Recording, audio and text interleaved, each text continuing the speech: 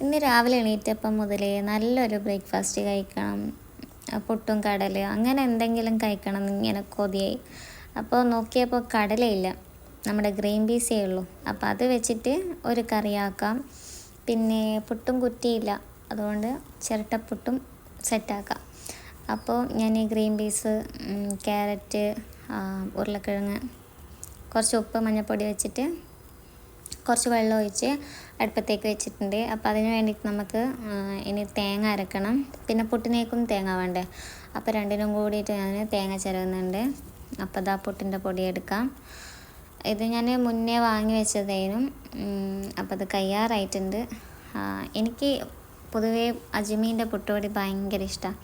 അപ്പോൾ അത് വെച്ചിട്ട് നല്ല സോഫ്റ്റ് പുട്ടും ഉണ്ടാക്കാം. ഇത് അജ്മീൻ്റെ പരസ്യമൊന്നുമല്ല, എനിക്ക് ഭയങ്കര ഇഷ്ടമായതുകൊണ്ട് ഞാൻ പറഞ്ഞത്.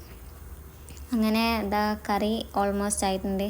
ഇതിൽ തേങ്ങയും അണ്ടിപ്പരിപ്പ് കുതിർത്തിയതും കൂടി ഇട്ടിട്ട് അരച്ചാൽ നല്ല ക്രീമി ആയിട്ടുള്ള നല്ല കറിയാക്കാം.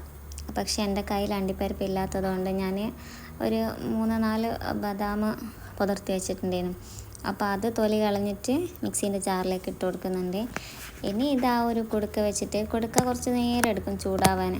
അപ്പോൾ ചൂടായപ്പോൾ അതിലേക്ക് വെളിച്ചെണ്ണ ഒഴിച്ച് കടുക് പൊട്ടിച്ച്, പിന്നെ കുറച്ച് കരിവേപ്പില, വെളുത്തുള്ളി, പിന്നെ വറ്റൽമുളക്, പിന്നെ നമ്മൾ നേരത്തെ വേവിച്ച് വെച്ച ആ ഐറ്റംസ് ഇട്ട്, തേങ്ങയും ബദാമും നമ്മൾ അരച്ച് വെച്ചിട്ടില്ല, അപ്പോൾ അതും കൂടി ഇട്ടിട്ട് അരച്ച മിക്സും കൂടി ഇട്ട് കൊടുക്കുക. എന്നിട്ട് ഉപ്പും കുരുമുളകും നോക്കിയിട്ട് അതും ഇട്ട് കൊടുക്കുക.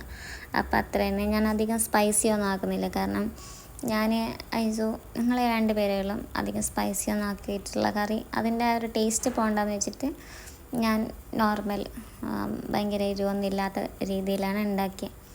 പിന്നെ ഇതാ ചിരട്ടപ്പുട്ട് കുക്കറിൽ ആയിക്കൊണ്ട് നിൽക്കുന്നുണ്ട്. ഇനി ഇതായിട്ട് വേണം എനിക്ക് ചായ കുടിക്കാൻ. അങ്ങനെയൊക്കെയാണ് ഇന്നത്തെ വിശേഷം. നിങ്ങളെ വിശേഷം എന്തൊക്കെയാണ്? നിങ്ങൾ എന്താണ് ഇന്ന് രാവിലെ ഉണ്ടാക്കിയത്, ബ്രേക്ക്ഫാസ്റ്റ് എന്താ കഴിച്ചതെന്നൊക്കെ നിങ്ങൾ കമൻറ്റ് ചെയ്യണം. പിന്നെ എൻ്റെ വീഡിയോസൊക്കെ ഇഷ്ടമാണെന്നുണ്ടെങ്കിൽ എന്തായാലും ലൈക്ക് ചെയ്യണം, ഷെയർ ചെയ്യണം, സബ്സ്ക്രൈബ് ചെയ്യണം. ഇൻഷാ അല്ലാഹ് നല്ല നല്ല വീഡിയോസൊക്കെ ഇട്ടേ വരാം. കാരണം ഞാനിവിടെ റൂമിൽ വല്ലാണ്ട് ബോറടിക്കുന്നുണ്ട്, അതുകൊണ്ട് തന്നെ വീഡിയോസൊക്കെ ഇട്ട് സമയം പോക്കാമെന്ന് വിചാരിക്കുന്നു. അല്ലാണ്ട് ഒട്ടും സമയം പോകുന്നില്ല. ഇങ്ങനെയൊക്കെ എന്തെങ്കിലും എൻഗേജ് ആയിരുന്ന സമയം പോവും. അപ്പോൾ അത്രയേ ഉള്ളൂ. ബായ്.